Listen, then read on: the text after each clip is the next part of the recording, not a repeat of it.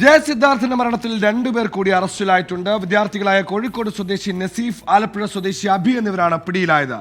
ഇതോടെ കേസിൽ ആകെ അറസ്റ്റിലായവരുടെ എണ്ണം 20. സുർജിത്ത് അയ്യപ്പത്ത് വയനാട് നിന്ന് ചേർന്നു. സുർജിത്ത്, രണ്ടുപേർ കൂടി പിടിയിലായിരിക്കുന്നു. ആകെ മൊത്തം എത്ര പേരെ പ്രതി ചേർത്താണ് കേസെടുത്തിരിക്കുന്നത്? എന്തൊക്കെയാണ് വിശദാംശങ്ങൾ?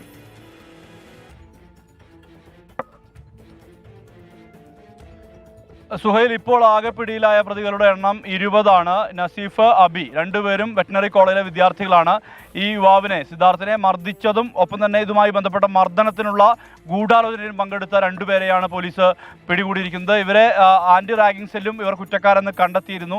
ഇതിന്റെ എല്ലാം തന്നെ അന്വേഷണം, ഫോൺ ഉൾപ്പെടെയുള്ളവ പരിശോധിച്ചതിന്റെ ഭാഗമായാണ് പോലീസ് ഇവരെ കൂടി അറസ്റ്റ് ചെയ്യുന്ന നടപടിയിലേക്ക് കടന്നിരിക്കുന്നത്. ഈ കേസിന്റെ തുടക്കം മുതൽ, അതായത് 20-ാം തീയതി സിദ്ധാർത്ഥിന്റെ സംസ്കാരം നടക്കുന്ന ഘട്ടത്തിലാണ് പോലീസിന് ഇതിൽ റാഗിംഗ് പരിധിയിൽ വരുന്നതാണോ എന്നുള്ള സംശയം ഉണ്ടാകുന്നത്. തുടർന്ന് കൽപ്പറ്റ ഡിവൈഎസ്പി TN സജീവൻ തന്നെ നേരിട്ട് അന്വേഷിക്കുകയായിരുന്നു. TN സജീവന്റെ നേതൃത്വത്തിൽ ഇതുമായി ബന്ധപ്പെട്ട് യൂണിവേഴ്സിറ്റിക്ക് ഒരു പരാതി നൽകുന്നു. ഇത് റാഗിംഗ് പരിധിയിൽ ഉൾപ്പെടുന്നതാണോ എന്നുള്ള അന്വേഷണം നടത്തുന്നതിന്റെ ഭാഗമായി ഒരു അപേക്ഷ നൽകുന്നു. ആ അപേക്ഷയ്ക്ക് മറുപടിയായി റാഗിംഗ് സെൽ കൂടി കൃത്യമായ രീതിയിൽ തന്നെ ഇതുമായി ബന്ധപ്പെട്ട് ഉൾപ്പെട്ട ആളുകളുടെ ലിസ്റ്റ് നൽകുന്നു. ഇതനുസരിച്ചാണ് അന്വേഷണ സംഘം അന്വേഷണം ആരംഭിക്കുന്നത്.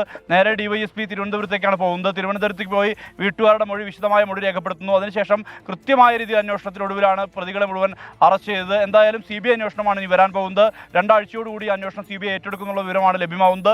എന്തായാലും അതിന് മുന്നോടിയായി പരമാവധി തെളിവുകൾ സമാഹരിക്കുക എന്നുള്ള ലക്ഷ്യമാണ് പോലീസ് നടത്തുന്നത്.